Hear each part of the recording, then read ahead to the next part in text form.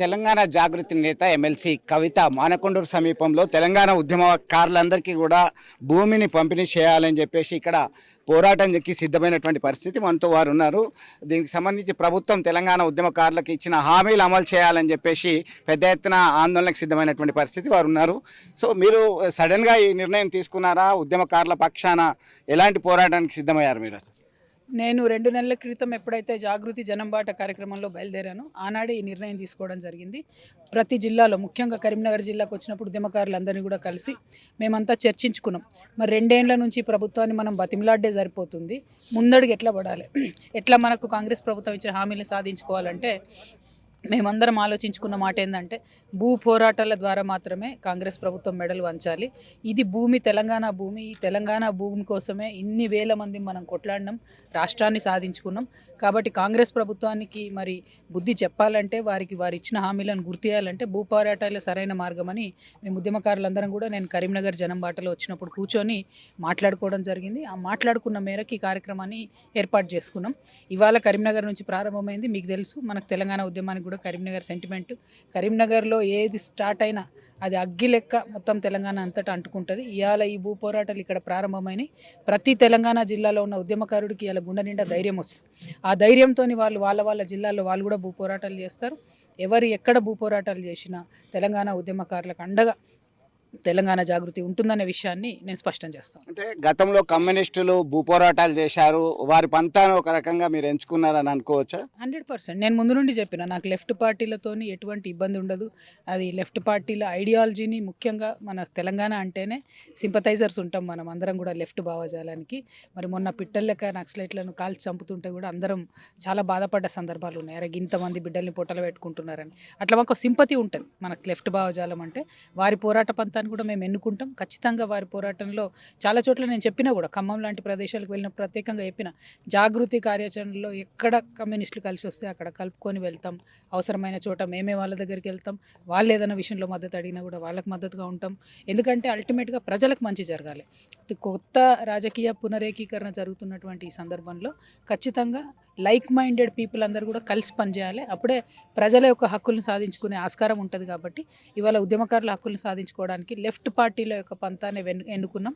Left పార్టీలు చేసినట్టే భూ పోరాటాలు చేస్తాం. మీరు ఆల్మోస్ట్ స్టేట్ అంతా పర్యటించారు. జనం బాటలో భాగంగా తెలంగాణ ఉద్యమకారులను ఎంతమందిని గుర్తించడం జరిగింది? ఎంతమందికి, ప్రతి ఒక్క ఉద్యమకారునికి ఎన్ని గజాల భూమి ఇవ్వాలని మీరు ప్రధాన డిమాండ్ చేస్తున్నారు?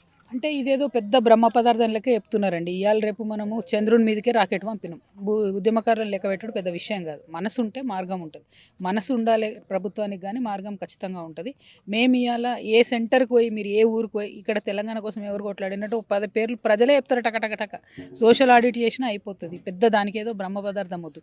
దానికి కాంగ్రెస్ ప్రభుత్వం గత 2 సంవత్సరాలుగా కాలయాపన చేస్తూ కేసులు ఉన్నోళ్ళని లేనోళ్ళని ఒకసారి అప్లికేషన్ పెట్టమని, ఒకసారి వద్దని, లేకపోతే అనేక రకాలుగా దాన్ని ట్విస్ట్ చేసే ప్రయత్నం చేస్తున్నారు. మీరు స్పష్టంగా ఏం హామీ ఇచ్చారు? ఉద్యమకారులకు 250 గజాలు జాగా ఇస్తున్నారు. ఇవ్వండి, దానికి ఒక ప్రాతిపదిక పెట్టండి, ఒక ముందడుగు వేయండి, ఒక ప్రాసెస్ పెట్టండి, ఇమీడియట్గా ప్రారంభించండి. ఇప్పటికి 3 సార్లు అప్లికేషన్లు తీసుకున్నారండి. అందరు పెట్టుకున్నారు. పెట్టినాక ఏం చేశారు? అందరి మీద కేసులు తీసేసారు. ఇప్పుడు ఏమంటారు? కేసులు లేవు, కేసులు లేని వాళ్ళకి ఎట్లా ఇస్తామంటారు. అంటే అందరి మీద కేసులు ఉన్నాయా?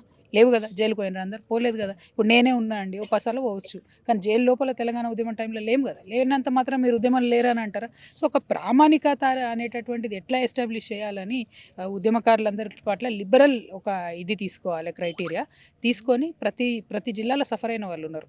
ప్రతి జిల్లాలో ఇప్పుడు చనిపోయినాడు, బతికి ఉన్న వాళ్ళే కాదండి. ఇప్పుడు కరీంనగర్ జిల్లాలోనే ఎంత లేదనో 10-15 మంది ఈ మధ్యకాలంలో చనిపోయారు. మరి వాళ్ళని కూడా ఆదుకోవాలి. మీరు అన్నట్టు అమరులయ్యారు. అమరుల త్యాగాల ఫలితంగా తెలంగాణ ఆవిర్భవించింది, సిద్ధించింది. అమరులకి రావాల్సినటువంటి పరిహారం రాలేదు. వారికి ఇస్తానన్నటువంటి హామీలని కూడా కాంగ్రెస్ పార్టీ మేనిఫెస్టోలో కూడా పెట్టింది, మీకు తెలుసు. మీరు లెజిస్లేటివ్ కౌన్సిల్లో మాట్లాడారా దీని గురించి? మీరు రిప్రజెంటేషన్ చేశారు. నేను రాజీనామా చేసి చాలా లేదు కదా, 4 నెలలు అయింది. యాక్సెప్ట్ చేస్తలేరు. మళ్ళీ నేను అదే వచ్చింది ఇప్పుడు లొల్లి. కౌన్సిల్కి పోవడా వద్దా? ఎట్లా పోయి ఒకసారి కొట్లాడదాం అనుకుంటున్నా ఆయనతో, చైర్మన్ సాబ్తో. జర ఏదో యాక్సెప్ట్ చేయి స్వామి అని అడుగుదాం అనుకుంటున్నా. అంటే సరే, అది చిన్న విషయం, అది పక్కన పెడితే నేను అనేది ఏంటంటే అండి, ఉద్యమకారుల పక్షాన నేను క్షేత్రస్థాయిలోకి వచ్చిన, డైరెక్ట్ ఆక్రమించుకోవడానికి నేనే వచ్చిన భూమి. సో నేను మాట్లాడడం కాదు, చేతుల ద్వారానే చూపిస్తాను. నేను మాటలు తక్కువ చెప్పాలి, చేయాల్సిన పని చాలా ఉంది. ముఖ్యంగా ఉద్యమకారుల పట్ల ఇన్ని 12 ఏళ్ల నుంచి అన్యాయం జరిగింది కాబట్టి ఖచ్చితంగా ఇప్పుడు న్యాయం జరగాలి. దానికోసం నేను నా వంతు ప్రయత్నం ఖచ్చితంగా చేస్తాను. అంటే ఒక విమర్శ వస్తుంది ప్రధానంగా, కవిత గారు దశాబ్ద కాలం ప్రభుత్వంలో కీ రోల్లో ఉన్నారు. కీ రోల్లో ఉన్నప్పుడు ఎప్పుడైనా తెలంగాణ ఉద్యమకారుల గురించి మాట్లాడారా, పట్టించుకున్నారా? ఇప్పుడు ఎందుకు సడన్గా వచ్చారనేటువంటి విమర్శ ప్రధానంగా వస్తున్నటువంటి పరిస్థితి. అంటే కీ రోల్లో ఉన్నాను మీరు అందరూ అనుకున్నారు బ్రదర్, కానీ నన్ను మాత్రం కేవలం నిజామాబాద్ వరకే పరిమితం చేసిండ్రు. నిజామాబాద్లో నాకు వీలైనంత చేసిన, మీరు ఇప్పుడు కూడా పోయి అడగచ్చు, నాకు అవకాశం ఉన్న కాడికి నేను చేసిన. అక్కడ కూడా ప్రతి ఎమ్మెల్యేను ఉల్టా నా మీద ఏదో ఒకటి చెప్పేయడము, ప్రతి చోట నాకు అడ్డంకులు వేయడం, ఎన్ని చేసినా ఉద్యమకారులకు నేను నిజామాబాద్లో ఎంత చేయగలుగుతానో అంత చేసిన, నా శక్తి మేర చేసిన. చేయలేని వాళ్ళు కూడా ఉండొచ్చు, కానీ అట్ ద సేమ్ టైం మొత్తం 10 తెలంగాణ జిల్లాల్లో ఉన్న వాళ్ళకి మాత్రం నేను రీచ్ అవుట్ అవ్వలేకపోయినాం, చేయలేకపోయినాం. ఎందుకంటే నన్నే ఒక దగ్గర కట్టేసినంత పనిచేసారు. ఇవాళ నేను అడిగేది ఏంటంటే, నేను జనంబాట యాత్ర ప్రారంభించిన రోజే చెప్పిన, నేను అమరవీరుల పక్షాన్ని ఇంకా గట్టిగా కొట్లాడలేకపోయినందుకు క్షమాపణ ఓపెన్గా చెప్పిన. నేను ఉద్యమకారుల పక్షాన పోరాడతాను ఆ రోజే నేను చెప్పడం జరిగింది. సో డెఫినెట్గా పోరాటంలో వాళ్ళతో కలిసి ఉంటాం.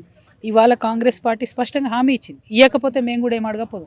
వాళ్ళు ఇచ్చి మోసం చేసి ఉద్యమకారులు ఓట్లు వేసుకొని గద్దెనెక్కి ఇలా మోసం చేయడం అన్నది జీర్ణించుకోలేకపోతా ఉన్నారు. కాబట్టి ఖచ్చితంగా కాంగ్రెస్ పార్టీ మాయమాటలు మానేసి, నన్ను విమర్శ చేయడం మానేసి, వాళ్ళు వచ్చి ఉద్యమకారులకు 250 గజాల జాగా ఇవ్వాలి, ఏదైతే పెన్షన్ ప్రామిస్ చేసారో అది ఇవ్వాలి, సర్టిఫికేట్ ఇవ్వాలని నేను డిమాండ్ చేస్తాను. అంటే ఈ పోరాటం కొనసాగుతుందా? మిగతా అందరినీ క్రోడీకరించి అన్ని జిల్లాల్లో అవసరమైతే మిగతా పార్టీల మద్దతు కూడా కూడగడతారా? ఇప్పుడు నేను ఏమంటున్నా అంటే అండి, మనము ఉద్యమకారులతో కలిసి పోరాటం చేస్తాం. ప్రభుత్వం మాట ఇచ్చింది కాబట్టి దిగొచ్చి ఇస్తే మంచిది. లైక్ మైండెడ్ వాళ్ళు ఎవరైనా వచ్చి మద్దతు ఇస్తే కాదనేది లేదు. ఉద్యమకారులకు మద్దతు ఇవ్వాలి, అల్టిమేట్గా పని కావాలి, అంతే తప్పితే ఇంట్లో పాలిటిక్స్ ఏం లేదు. Thank you. ఉద్యమకారులకి ప్రభుత్వం ఇచ్చినటువంటి హామీలు, గతంలో ఎన్నికల ముందు ఇచ్చినటువంటి హామీలు నెరవేర్చేంతవరకు పోరాటం కొనసాగుతుంది. ఎవరైనా లైక్ మైండెడ్ ఉంటే వారి మద్దతు తీసుకోవడానికి సైతం సిద్ధంగా ఉన్నాము. గతంలో అనేక పోరాటాలు జరిగాయి. ఈ కరీంనగర్ గడ్డ సెంటిమెంట్గా భావించిన నేపథ్యంలోనే ఇక్కడి నుంచి తమ పోరాటం కొనసాగుతుంది. వీరికి ఇచ్చినటువంటి హామీలు అమలయ్యేంత వరకు ఖచ్చితంగా ఉద్యమకారులను కూడగట్టుకొని మెడలు వంచైనా సాధించడానికి సిద్ధమనేటువంటి దృఢ నిశ్చయంతో ఉన్నట్టు కనబడుతుంది. ఇది ఇక్కడ తాజా అప్డేట్. వీడియో జర్నలిస్ట్ సుమన్తో కలిసి Chandrashekar, RTV, Manakonda. Local to global news at your finger tips. మీ చేతిలో ఒక ఆయుధం. Download raw TV app. Media legend Ravi Prakash is back.